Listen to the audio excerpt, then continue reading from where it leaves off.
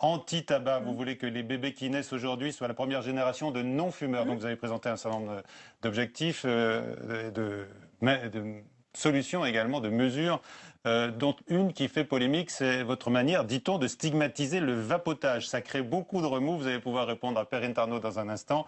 Mais d'abord, le reportage de Samia Dechir. Je voulais vous dire une dernière fois que je vous aime, mais on se reverra peut-être plus.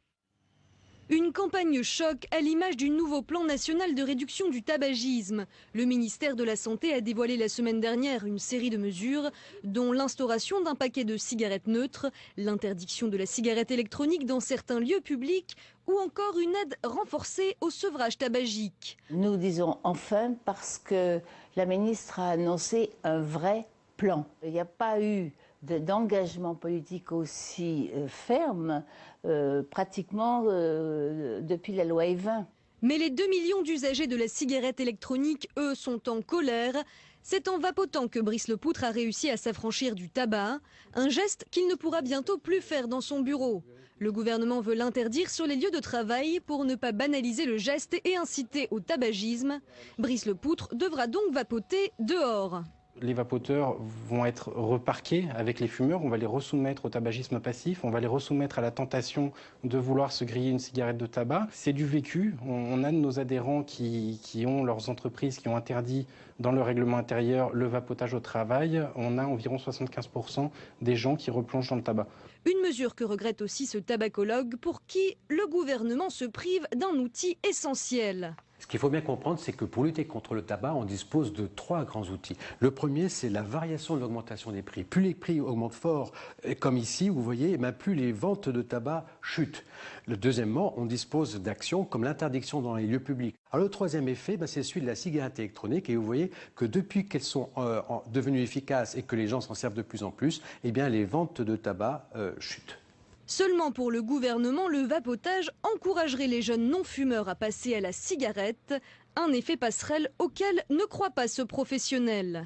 Dans les 3 pays dans lesquels la cigarette électronique est libre à l'achat, en Grande-Bretagne, aux États-Unis et en France, il y a effectivement de plus en plus de jeunes qui vapotent, mais il y a dans le même temps de moins en moins de jeunes qui fument. Et la cigarette électronique est en train de ringardiser la cigarette conventionnelle. Et ça, c'est quelque chose de formidable. Autre grand regret, l'absence d'une augmentation drastique du prix du paquet de cigarettes qui a pourtant déjà fait ses preuves. Voilà, Perrine Tarnot est avec nous. Non-fumeuse? Un petit peu. Alors, vos questions sur le sujet. Mais je n'avais pas à dire ça. Bonsoir Michel, bonsoir Marisol Touraine. Bonsoir. Alors, est-ce que le vapotage n'est pas finalement le meilleur moyen de lutter contre la consommation de tabac? Je voudrais qu'on parle du tabac et du plan tabac, parce que c'est anti-tabac, parce que c'est ça l'essentiel. Mais je réponds à votre question. Oui, parce qu'il y a beaucoup de questions, notamment sur les réseaux sociaux. Mais j'ai dit les choses de manière extrêmement claire. Il faut distinguer entre ceux qui fument déjà. Et pour eux, la cigarette électronique, c'est très bien. Si ça leur permet d'arrêter ou de passer de la cigarette classique, du tabac qui est très nocif, à quelque chose qui est moins nocif pour eux, formidable, je le soutiens, je l'encourage.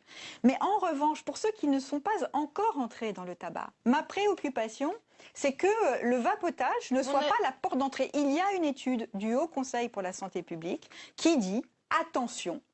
Attention, parce qu'au fond, on est en train de créer autour de la cigarette électronique de nouvelles habitudes, de nouveaux gestes qui peuvent encourager les jeunes. Mais moi, je ne voudrais pas. Qui passent de l'e-cigarette, de la cigarette électronique, si, il y en a, tabac. justement, parmi les jeunes. Est-ce qu'il y a des études sur ce point-là? C'est l'étude du Haut Conseil pour la santé publique que je vous évoque. Mais l'essentiel pour moi n'est pas là. L'essentiel, c'est de mener une bataille résolue et ferme contre le tabac. Parce que le tabac, ce sont 73 000 personnes qui meurent chaque année. Le tabac, c'est une personne qui meurt toutes les 7 minutes. Et pour prendre une image un peu frappante, le tabac, c'est comme si chaque jour, un avion s'écrasait avec 200 personnes à bord. Évidemment, on ne le supporterait pas. Il y a 10 ans, on n'a pas supporté cela pour les accidents de la route, qui pourtant, maintenant, font 20 fois moins de morts que le tabac. Il est temps, plus que temps, et c'est ce que disent les associations, de mobiliser l'ensemble des leviers. On est bien d'accord, On est d'accord. on est d'accord. Mais- Et ces chiffres, On et ces est chiffres. assailli de messages des vapoteurs. Alors juste, Mais ces chiffres sont... préoccupons-nous des fumeurs, préoccupons-nous de ceux qui tombent malades, qui ont des cancers Alors ou justement, d'autres deux maladies questions, ces chiffres... contre lesquelles maladies contre lesquelles il faut évidemment se battre pied à pied. Alors, deux questions. Les chiffres que vous avez cités sont effectivement insupportables et dramatiques. Dans ces cas-là, pourquoi on n'augmente pas tout simplement, drastiquement, considérablement le prix des paquets de cigarettes? La mesure la plus efficace. C'est la mesure la Ça, plus efficace. C'est une option. Ça aurait été une option. Le prix Pourquoi du vous n'avez tabac, pas le prix retenu du paquet de cigarettes est en France déjà un des plus élevés. Ce que disent toutes les études, absolument toutes les études, c'est qu'il n'y a pas une mesure qui marche. Quand même, il y en a qui produisent plus d'effets que d'autres. Ce que disent toutes les études, dans tous les pays du monde, c'est que ce qu'il faut, c'est avoir un plan cohérent qui permette de jouer sur plusieurs leviers. Et c'est pour cela que la présidente de la Ligue contre le cancer, que le président de l'Alliance contre le tabac, que l'ensemble des associations qui sont impliquées ont salué ce plan, parce que pour la première fois depuis des années, on a un ensemble de mesures. Le paquet neutre, c'est un changement, un bouleversement qui va s'installer dans notre pays. Mais je le dis, le paquet neutre seul n'est pas la mesure miracle. Il faut, au fond, montrer une détermination collective à ne plus accepter les ravages du tabac. Comme il y a 10 ans, il y a eu une détermination collective à dire les accidents de la route, ça suffit. Des jeunes de 20 ans qui meurent en accident de voiture, ça suffit. Tout à l'heure, vous avez parlé d'une certaine nocivité de la cigarette électronique. Quel danger représente exactement la cigarette électronique? Non, la cigarette électronique, je vois que vous avez une préoccupation pour Parce qu'on a reçu des tonnes de messages sur la cigarette électronique, donc on a dit qu'on allait répondre. Je n'en doute pas, je n'en doute pas. Mais il ne faut pas, comment dire, confondre l'essentiel et l'accessoire. L'essentiel du plan, c'est de se battre contre le tabac et le tabagisme. C'est de faire reculer le tabagisme. Oui, mais vous savez, c'est ça qui c'est une solution, disent certains. Pour ceux qui fument déjà. Oui, mais c'est déjà énorme, Marisol Touraine.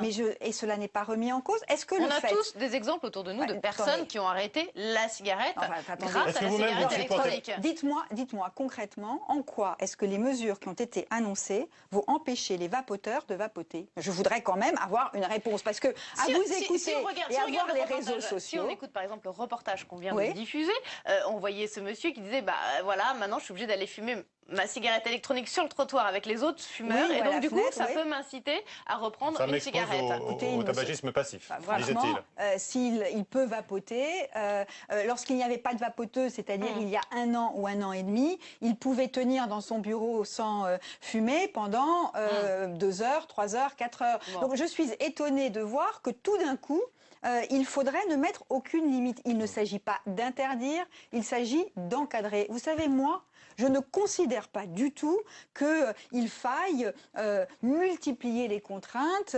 interdire pour interdire. Il s'agit simplement de fixer des règles.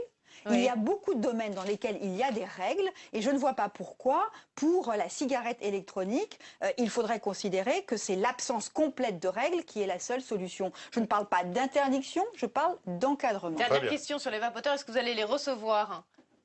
S'ils veulent que je les reçoive... Ils vous ont fait plein de demandes, vous avez refusé de les recevoir alors que vous avez rencontré les buralistes? Alors que je rencontre les personnes qui travaillent dans le milieu de la vente du tabac. Il y a un lobby des vapoteurs comme il y a un lobby des cigarettiers. Sûrement, mais vous savez... Vu le nombre de messages qu'on a reçus, oui. Oui, mais nous avons fait des études, je veux le dire, y compris aux vapoteurs. Nous avons fait des études avant de lancer notre réflexion et l'élaboration de nos propositions. Et plus de 55% des vapoteurs souhaite qu'il y ait des règles qui soient fixées. Donc on peut toujours expliquer que personne ne supporte aucun encadrement. La réalité est différente. Une autre question qui se pose autour de votre plan anti-tabac. Il interdit aux parents de fumer dans des lieux privés, leur voiture, en présence de leurs enfants. Est-ce que ça, c'est pas une atteinte finalement aux libertés de chacun d'entre nous, une atteinte aux libertés fondamentales? C'est un encadrement